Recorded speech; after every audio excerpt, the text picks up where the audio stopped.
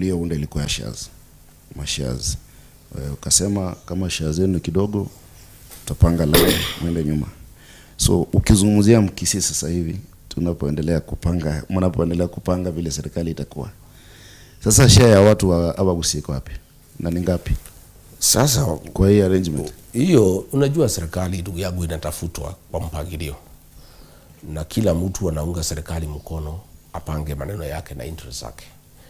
Na ndio mimi nilikuwa nasema tulikuwa tukubaliana na rais wale ambaye tumepiga kura tuko na shares yetu katika serikali kwa sababu tumesaidia kuiunda na tuko na expectation. Na mimi ndio nilikuwa nasema kila mtu apate haki yake. Sasa ukweli ni kwamba majority ya wale pale Abagusi walipigia Raila Odinga kura. Na siku ameingia kwa serikali amewasahau. Nasikia amepatiwa mawaziri wanne. Moja amepeana pale Mombasa, moja amepeana pale Kakamega, wawili amepeana kwake pale Luo Nyanza.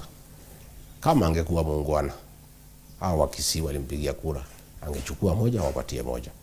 Iko huyu National Treasurer wa ODM anaitwa Timothy Bosire, ni jirani yangu hapa, ni kwake next hapa. Mkitoka hapa mnaweza ingia hapa kwa kunywa chai. Alikuwa ameahidiwa katika hiyo mpango hiyo mawaziri wanne. Kama huyu Raila Odinga alikuwa muungwana angepatia huyu Timothy Bosire. Amechunga pesa ya ODM miaka mingi sana kwa sababu walimchagua na kweli hakupeana hiyo viti pahali hakuchaguliwa. Ndio hiyo maneno ya shares pahali na ingilianga. Raila amepeana hizo viti nne kwa ile area yako na umaarufu, lakini hao Wabagusi amewacha nje.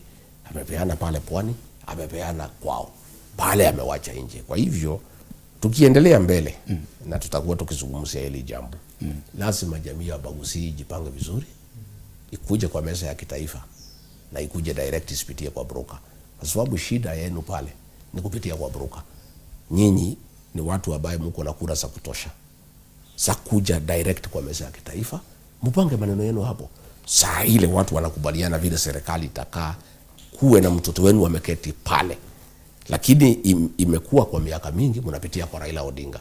Lakini yeye akienda akikosa, akaleta shida, anaitwa kwa serikali. Hakuna siku ameitwa kwa serikali, ameita Mkisii hata mmoja ameenda naye. Ameenda na watu yake peke yake.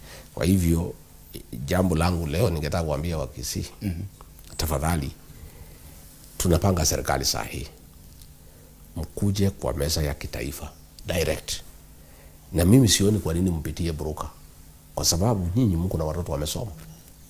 Pale Kisii ni jamii inaheshimika. Kwa mambo ya vitabu na makaratasi wako sawa. Tuko na maprofesa, tuko na madaktari, tuko na watu ambao wako na ujasiri na wanajulikana vizuri. Mjipange vizuri, mkuje kwa meza ya kitaifa direct. Ndio mkuje sasa pale tukipanga. Kila mtu alete maneno ya watu wake ya kwamba sisi tutachangia kwa hii serikali. And this is our expectation. Kwa sababu hiyo ndio siasa. Mtu asikuambia ati kuna siasa inapangwa bila mtu kuuliza. Hata watu wakienda kuwinda mnyama katika msituni, mnyama akipatikana, wale wenye walifaulu kuwinda yule mnyama wanaketi pale na kuchinja nyama na kugawa. So lazima hiyo ifanyike.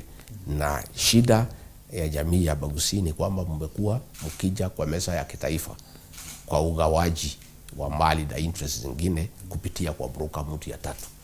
Hakuna haja nyinyi mpitie mtu ya tatu. Na nyinyi mko wengi na Mungu na kura za kutosha.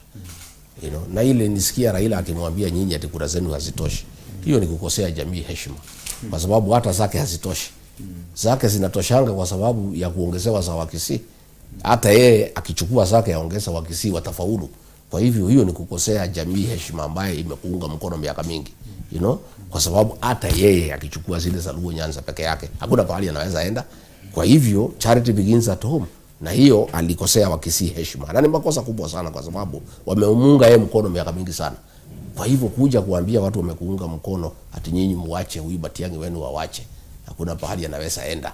Kura zake hazitoshi.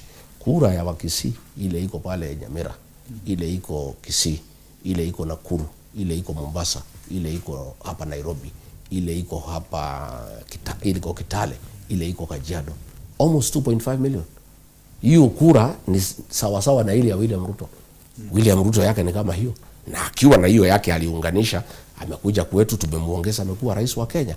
Hata hizi za Wabaguzi ni mengi hata kuliko zile za huyu Raila Odinga. Kwa hivyo hiyo ni kukosea jamii heshima.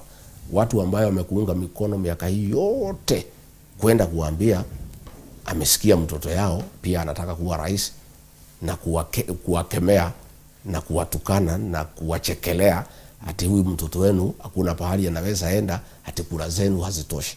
Yeye zake hazikuwa zinatosha, aliunganisha zake akatafuta za wengine zikaunganishwa pamoja, na ndizo hizo kura ametumia kuingia kwa serikali ya Ruto. Ndizo hizo kura za wakisida wengine alitumia kuingia kwa serikali ya Uhuru Kenyatta. Ndio. Your Excellency, wakati mkiunda